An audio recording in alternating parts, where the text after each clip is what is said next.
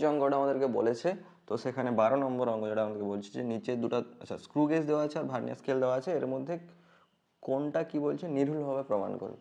তো যখনই আমাদেরকে এরকম বলবে যে নির্ভুলভাবে কোনটা প্রমাণ করবে, তার মানে হচ্ছে কি না আমাদের সেখানে লিস্ট কাউন্টটা বের করতে হবে। যেই যন্ত্রের লিস্ট কাউন্ট অর্থাৎ লঘিষ্ঠ ধ্রুবক, লঘিষ্ঠ ধ্রুবকটা কি না, লঘিষ্ঠ ধ্রুবক হচ্ছে কি আমরা একটা কোনো বস্তু মানে যন্ত্রের সাহায্যে সর্বনিম্ন যে দৈর্ঘ্যটা পরিমাপ করতে পারবো তাকে আমরা লিস্ট কাউন্ট বলি। যেমন ধরো আমরা একটা সাধারণ স্কেল, তো সাধারণ স্কেলে লিস্ট কাউন্ট লঘিষ্ঠ ধ্রুবক কত হয় না, সাধারণ স্কেল দিয়ে আমরা 1 মিলিমিটার সর্বনিম্ন আমরা মেজার করতে পারি, ঠিক আছে। এবং একটা ঘড়ি, তো ঘড়ির লিস্ট কাউন্ট কত হয় না, একটা সাধারণ ঘড়ি দিয়ে আমরা সর্বনিম্ন কত মাপতে পারি 1 সেকেন্ড, তাহলে 1 সেকেন্ড ওখানে তার লিস্ট কাউন্ট। তেমনই ভার্নিয়ার স্কেল আর স্ক্রু গেজ এদেরও একটা একটা করে লিস্ট কাউন্ট থাকে। তো সেই লিস্ট কাউন্ট দিয়ে অঙ্কটা দিয়েছে এবং বলছে কোনটা কি হবে না নির্ভুলভাবে প্রমাণ করবে, কারণ যার লিস্ট কাউন্টটা সব থেকে কম হবে সে সব থেকে নির্ভুলভাবে প্রমাণ করবে। ওকে, তো প্রথমে আমাদেরকে বলছে ভার্নিয়ার স্কেলের ঘর সংখ্যা বলে দিয়েছে আমাদেরকে না 25। তাহলে যদি ভার্নিয়ার স্কেলের ঘর সংখ্যা 25 হয় আমাদের, তাহলে লিস্ট কাউন্ট কত না, ভার্নিয়ার স্কেলের একটা স্কেল রিডিং হয় আমাদের 1 মিলিমিটার বাই তার চক্রাকার স্কেলের ঘর সংখ্যা 25। তার মানে এখান থেকে আমাদের আসছে কত না 1/25, তার মানে 0.05 মিলিমিটার, 1/25 0.05 মিলিমিটার। ওকে, এরপর আমরা করব, এটা হচ্ছে আমাদের ভার্নিয়ার স্কেল ভিএস। এরপর আমাদের স্ক্রু গেজ,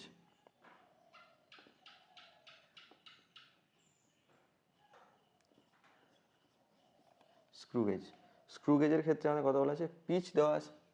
স্ক্রু গেজের ক্ষেত্রে লিস্ট কাউন্ট কত হয় না, পিচ এটা 0.5 বাই চক্রাকার চক্রাকার স্কেলের মোট ঘর সংখ্যা 50। তাহলে এখান থেকে আমরা ক্যালকুলেশন করলে কত আসবে, আমাদের 0.01 মিলিমিটার। তার মানে কি হচ্ছে, এখানে আমাদের ভার্নিয়ার স্কেলের লিস্ট কাউন্ট হচ্ছে 0.05 মিলিমিটার এবং স্ক্রু গেজের লিস্ট কাউন্ট হচ্ছে আমাদের কত 0.01 মিলিমিটার। তাহলে যেহেতু আমাদের স্ক্রু গেজ আছে, স্ক্রু গেজের লিস্ট কাউন্ট কম আসছে, তার স্ক্রু গেজটা কী হবে নির্ভুল আরও সূক্ষ্মভাবে মেজার করতে আমরা পারবো। ওকে, তাই জন্য বলা হয়েছে এটা বেশি গ্রহণযোগ্য।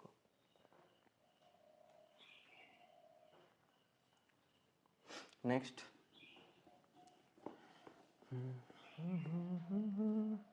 আচ্ছা নেক্সট অঙ্কটা আমাদেরকে হিন্ট দিয়ে করে দেওয়া আছে, তাও আমি একটু বলে দিচ্ছি। বলেছে ইটা সমান আমাদেরকে বলা হয়েছে pi P R to the power rho R to the power 4 8 V L. তো এরকম টাইপের যখন অঙ্ক থাকে, এখানে আমরা কি করতে পারি, যেটা আমাদের ত্রুটি হয়।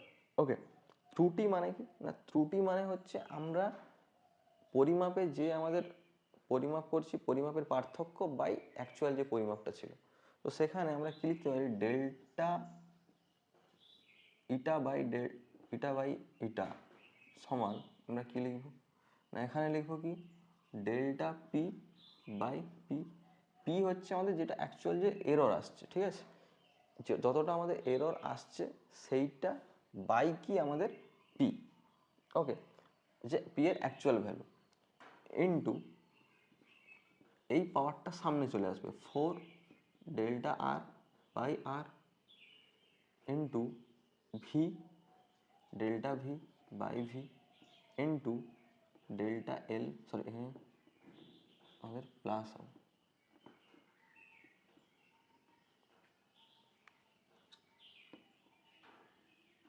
Plus plus plus delta L by L. Okay, তো এরপর আমরা কি করবো না, প্রত্যেকটার ভ্যালু আমাদেরকে দেওয়া আছে, তো ভ্যালুগুলো আমরা পুট করে দেবো। পুট করার ফলে এই যে এটা আছে এটার ভ্যালু আসবে। তো আমরা এখানে ডেল্টা ইটা বাই ইটা সমান আমরা পাচ্ছি কত, এখানে দেওয়া আছে যে ক্যালকুলেশন করলে আমরা পাবো 0.187।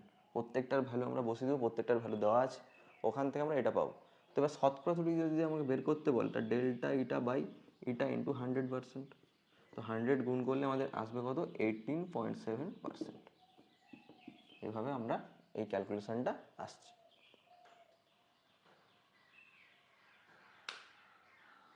যেমন আগে আমরা এটা করেছিলাম যে শতকরা ত্রুটি বের করার সময় কি করেছিলাম, যে পাওয়ার ইন্টু তার এই যে পার্সেন্টেজ এরর, এই যে জিনিসটা, এই জিনিসটার ভ্যালু যদি আমাদেরকে অলরেডি দেওয়া ছিল আগের অঙ্কগুলোতে, সেখানে আমাদের কি করতে, এখানে আমাদেরকে বের করতে হচ্ছে যে কি পরিমাণে এরর হয়েছে এবং কার উপরে এরর হয়েছে।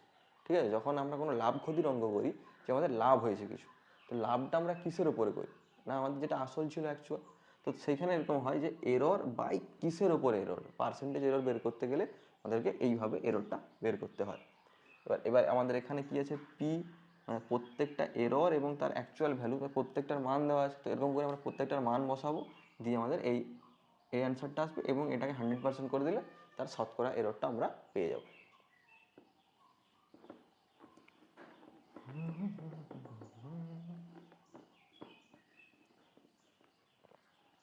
নেক্সট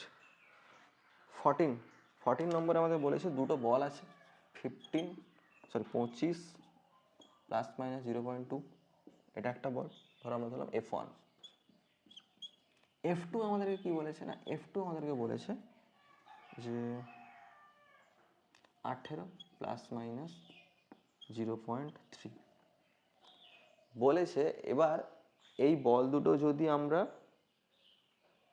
বল দুটো লব্ধির মান বের করতে হবে যখন এই বল দুটো একই দিকে কাজ করছে এবং যখন এই বল দুটো অপোজিট ডাইরেকশনে কাজ করছে। আমি ধরলাম প্রথমে বল দুটো একটা বস্তু ধরলাম, বস্তুর উপরে কি বস্তু আছে, বস্তুর উপরে বলটা, দুটো বলই F1 এবং F2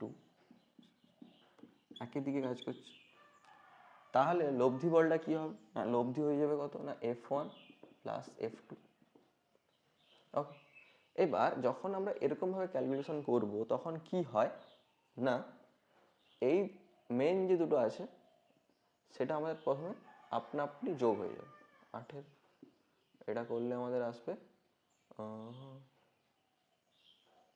43 এবং এই দুটো কি হবে, না আলাদা করে যোগ হয়ে যাবে যখন যোগের ক্ষেত্রে, তাহলে এখানে 0.5। তাহলে যখন দুটো বল একই দিকে কাজ করবে তখন তার লব্ধি কত হবে, না 43 প্লাস মাইনাস 0.5, মানে এররটা আলাদাভাবে যোগ হবে। এইবার যখন আমাদেরকে বলছে কি, না বল দুটো, একটা বল F1 ধরো এদিকে, F2 ধরো এদিকে, তাহলে কি হবে, তাদের লব্ধি বলটা কি হবে, তাহলে F1 মাইনাস F2, তো F1 মাইনাস F2 আমরা যখন করবো তাহলে মেন স্কেল দুটো কি হবে, বিয়োগ হয়ে যাবে, 25 মাইনাস 18, সো সেখান থেকে আমরা পাচ্ছি কত, 7। ওকে, তারপরে কি করবো, এইটা ইন্টু এইটা মাইনাস এটা করে দেবো, না এরর যেটা থাকে, এররগুলো সবসময় যোগের ক্ষেত্রে হোক বিয়োগের ক্ষেত্রে হোক, এরর যে থাকে সেটা আমাদের যোগ হয়ে যায়।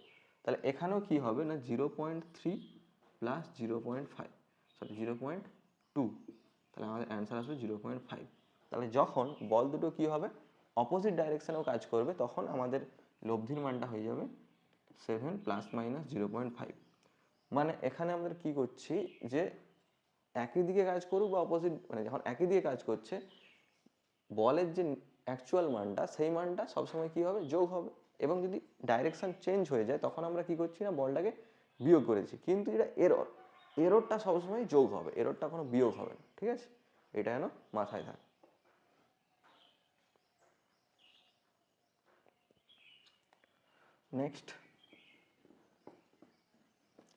নেক্সট আমাদের বলছে তাৎপর্যপূর্ণ অঙ্ক সংখ্যা দেওয়া আছে, তাৎপর্যপূর্ণ অঙ্ক সংখ্যা আমাদেরকে বের করতে বলছে।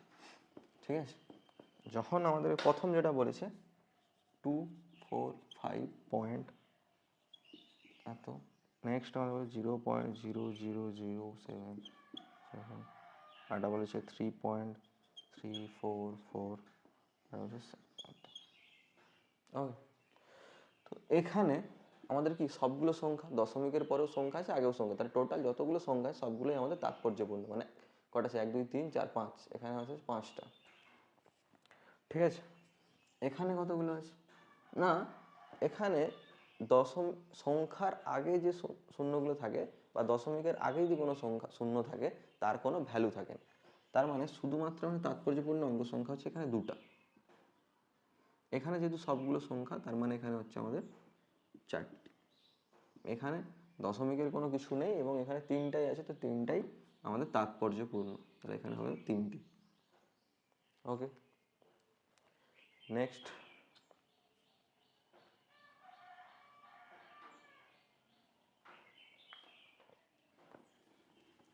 নেক্সট বলেছে একটি আয়তাকার ধাতব পাত্রের দৈর্ঘ্য প্রস্থ যথাক্রমে এত এত এত, সঠিক তাৎপর্য অঙ্ক সংখ্যা ধাতব পাত্রের ক্ষেত্রফল এবং আয়তন নির্ণয় করো। ওকে, আমাদেরকে দৈর্ঘ্য, যদি আমরা ধরি দৈর্ঘ্যকে এল ধরছি, এল সমান আমাদের বলেছে 3.335, আচ্ছা 335 মিটার।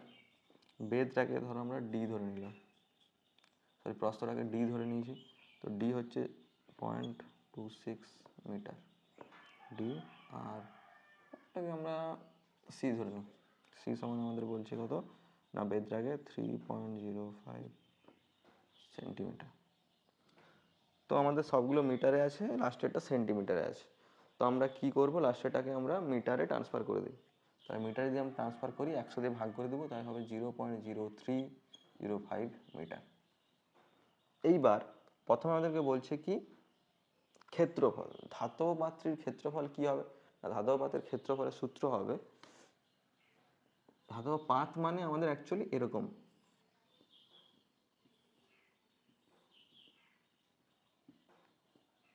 এরকম পাত। তো এরকম যদি পাত থাকে তাহলে আমাদের উপরে একটা তল, এই তলটা, নিচে এরকম একটা তল থাকবে, এই যে তলটা আছে এই তলটার এদিকে একটা তল থাকবে, এবং সামনের দিকে যে তলটা আছে মানে এই পেছনের তলটা, এই তলটা এবং উপরের দিকে একটা তল থাকবে।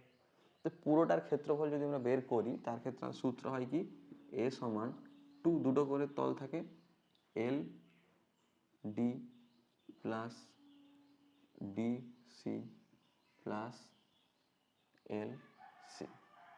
ঠিক আছে, এই তলটার ক্ষেত্রফল, এই তলটার ক্ষেত্রফল দুটো একই একই, 2 ইন্টু এল ডি, তারপরে ধর এইটা 2 ইন্টু এটা, তারপরে সামনেরটা পেছনেরটা। ওকে, তো এইটা যদি আমরা ক্যালকুলেশন করি, 2 ইন্টু সব মান বসিয়ে দেবো, 3.335 ইন্টু 1.026 প্লাস ডি হচ্ছে আমাদের 3.026, এটা হয়েছে ডি, ডি এর ভ্যালু হচ্ছে 1.026 ইন্টু সি হয়েছে 0.0305 প্লাস আমাদের এল, এল এর হচ্ছে 3.335 ইন্টু 0.0056। এবার পরীক্ষার হলে থাকলে তোমাদের করতে হতো, আমি এখানে অ্যাকচুয়াল মানটা বসিয়ে দিচ্ছি। ঠিক আছে, সেটা হচ্ছে আমাদের কত না 7.01,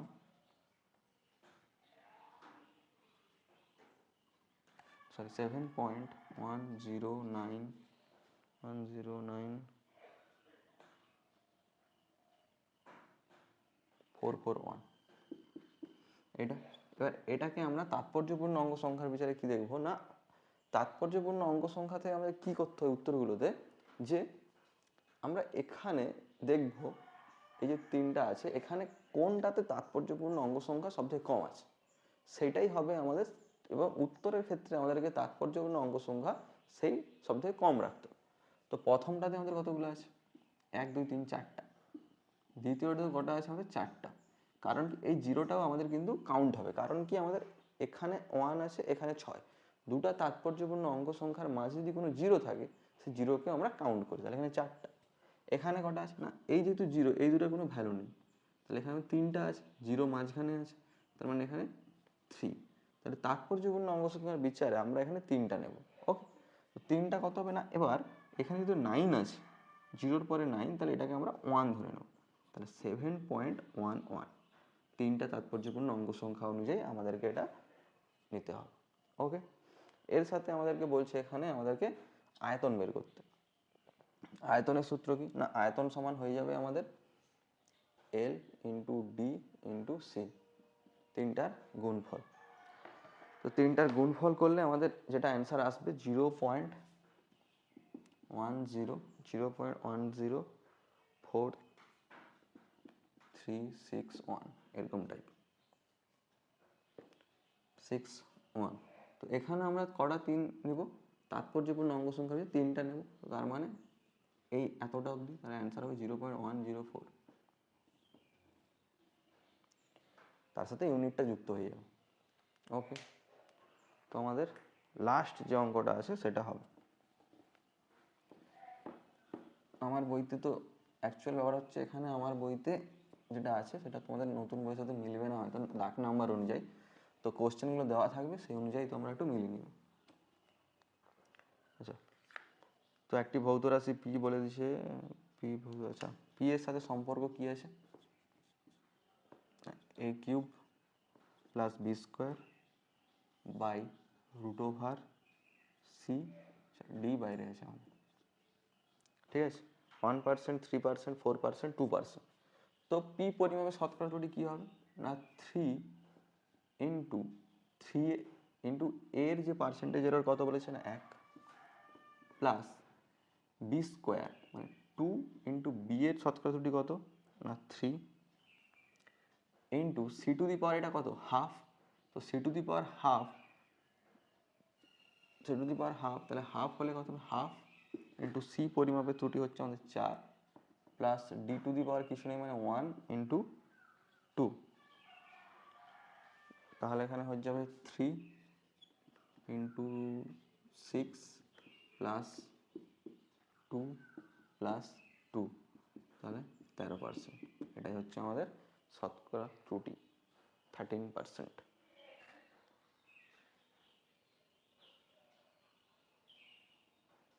আর কি বলেছে আমাদের, তবে ওই সমীকরণ, আচ্ছা তারপরে বলছে যে পি এর গণনাঙ্ক মান এত পাওয়া গেল। আচ্ছা, পি এর যদি আমরা ভ্যালু ক্যালকুলেশন করছি, ভ্যালু ক্যালকুলেশন করলে 3.736 এই ভ্যালুটা আসছে। তো এর আমরা কি বলছি, আমাদেরকে রাউন্ড অফ করতে বলছে। রাউন্ড অফ করতে গেলে আমরা কি করব না, এখানে আমাদের রাউন্ড অফ বলতে এই 6টা দশমিকের পরে যে সংখ্যাটা থাকবে তারপরে যদি সংখ্যাটা আমাদের 5-এর থেকে যদি বড় হয়ে যায়, ঠিক আছে, দশমিকের পরে যে সংখ্যাটা থাকবে সেটা যদি 5-এর এবং তারপরের সংখ্যা যদি 5-এর থেকে বড় হয় তাহলে কি হবে, এর সাথে আমরা 1 যোগ করে, তাহলে এখানে রাউন্ড অফের ভ্যালু আসবে কত 3.8। যেহেতু 7-এর পরের যে সংখ্যাটা আছে 6 সেটা কি 5-এর থেকে বড়, বড় তো, তো 5-এর থেকে যদি আমাদের বড় তাহলে কি হবে না 7-এর সাথে আমরা 1 যোগ করে দেবো, যোগ করে দিলে আমাদের 8 আসবে, তাহলে অ্যান্সার হবে 3.8। ঠিক আছে, তো যখনই আমরা অঙ্কগুলো করব তখন তোমাকে কি করতে হবে না নিজের প্রতি কনফিডেন্স রাখতে হবে। তুমি কনফিডেন্স রাখলে কিন্তু অঙ্কগুলো হয়ে যাবে এবং তোমাকে বারবার চেষ্টা করে যেতে হবে, ভুল হলেও তোমাকে আবার করতে হবে। ঠিক আছে, তো নেক্সট পার্টে আমরা যে আমাদের 2 আছে অর্থাৎ প্রবলেমসের যে 2টা আছে সেই 2টা আমরা করার চেষ্টা করব। ঠিক আছে, পরপর প্রত্যেকটা ভিডিও আপলোড করা হবে।